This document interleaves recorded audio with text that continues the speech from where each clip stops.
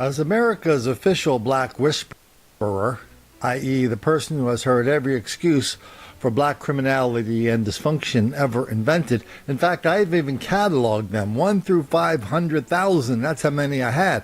When I got to 500,000, I thought I would just wrap it up and I wouldn't hear any more new ones. Then this came across my Twitter stream this morning from one of our regular trolls there. Here he says, I believe blacks are more than 13% of the population because blacks don't participate in the census. The crime rate is high because 4 or 5 blacks are usually arrested for the same crime.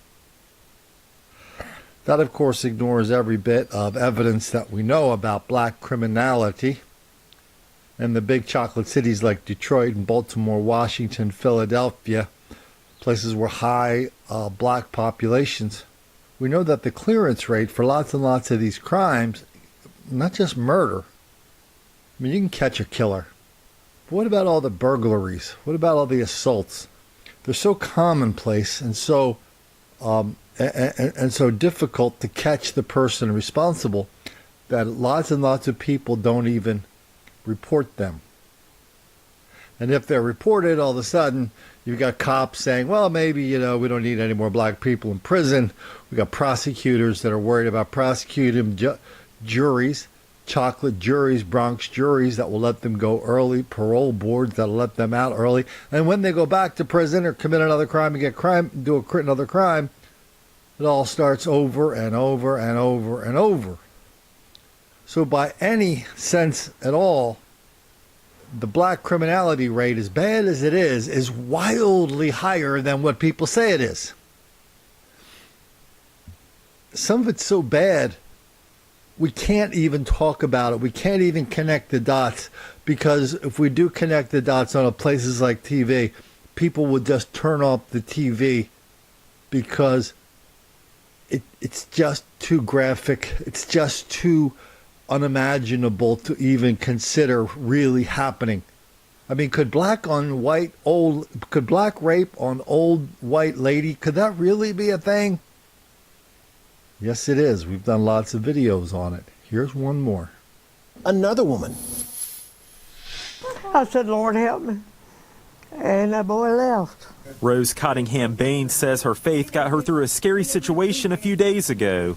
She was inside her East Tuscaloosa home when she says she heard a noise. By the time I turned around, he was already in the back door. He was the fastest thing I ever heard. So he jumped over the fence and came right in the back door. The back door was open. Investigators say this man, Joe Williams, tied the 96-year-old up and put her in the closet, took some money and left. Baines says it didn't take her long to break free, though. I do have to say, he didn't hurt me. He didn't squeeze my hands. He didn't tie me tightly. I have to give him respect for that. I think he had a little respect for age. Police say they credit someone living nearby with paying attention to their surroundings, noticing something suspicious, and then calling officers. When we get information like this from people, it makes our job so much easier. We had an attentive neighbor who was familiar with what was going on in their neighborhood. Authorities say Williams also robbed a woman on Hargrove Road East, putting a sharp object up to her neck in the process. Rose Cottingham Baines says she's relieved he's behind bars now. Well, I just hope he'll turn to the Lord and depend on him a little bit. That's what I did, and that's how I got out of it. Yeah, to me, it took away my whole life that I had before, and I don't know if I'll ever get it back. She was sexually assaulted and left to die. And now a Euclid woman who was victimized in a brutal attack has found strength she didn't know she had. With her alleged rapist facing the possibility of dying in prison, she is now focused on her physical and emotional recovery. News 5's Jordan Vandenberg joins us live with the story of survival you'll only see on 5. Well, yeah, this beating was so severe that the woman still hasn't been able to totally regain her vision yet. She can't drive, she can't read, but the suspect has not and will not defeat her. She is more than a victim, more than a shadow on a wall, just by listening. I don't know why I was picked. You will know why. It was horrible, and it was hours. I mean, it wasn't like quick.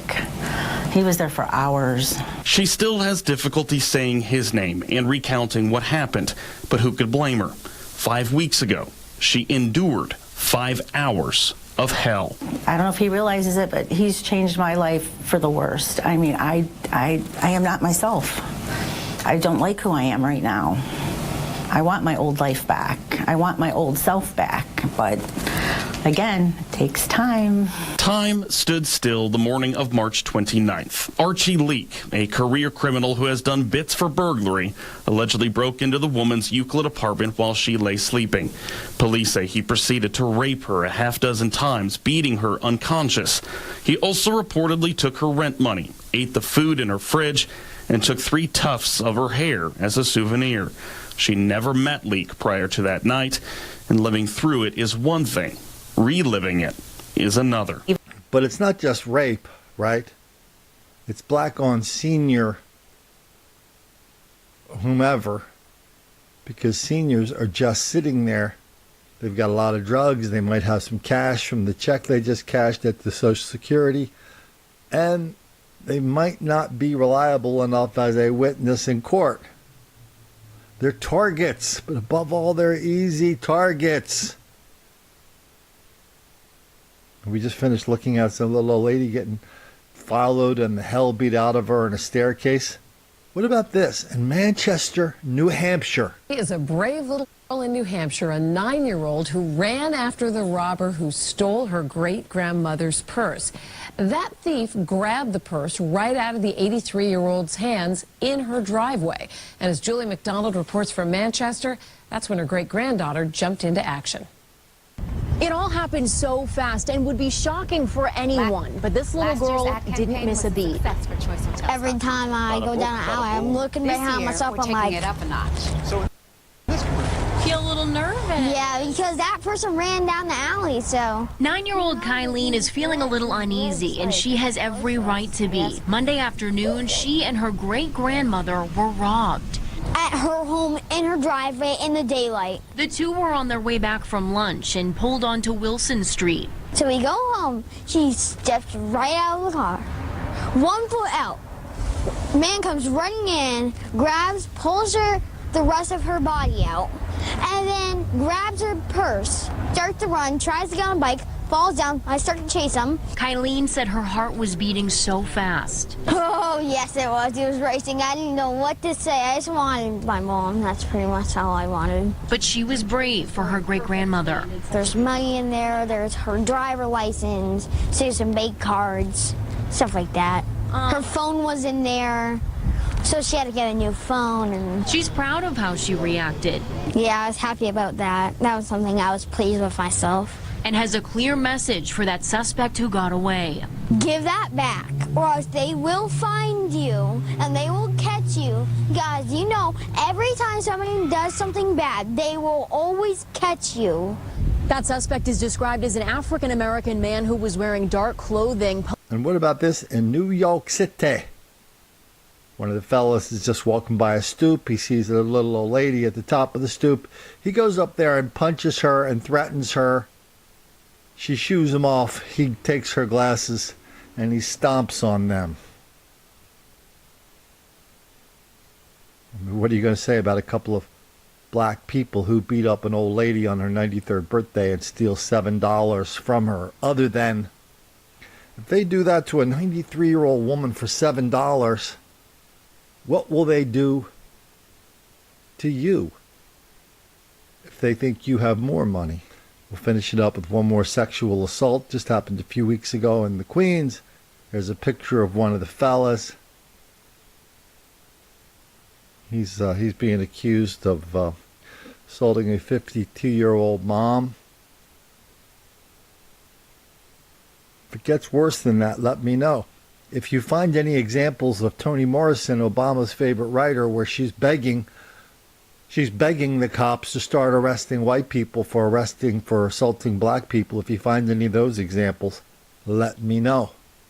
But of all the examples of black on white criminality that is so wildly out of proportion, this black on white rape, this black on white senior rape, has to be the most out of proportion even as it is the most ignored, denied, condoned, excused, encouraged, and even lied about, all because nobody wants to make the black kids angry.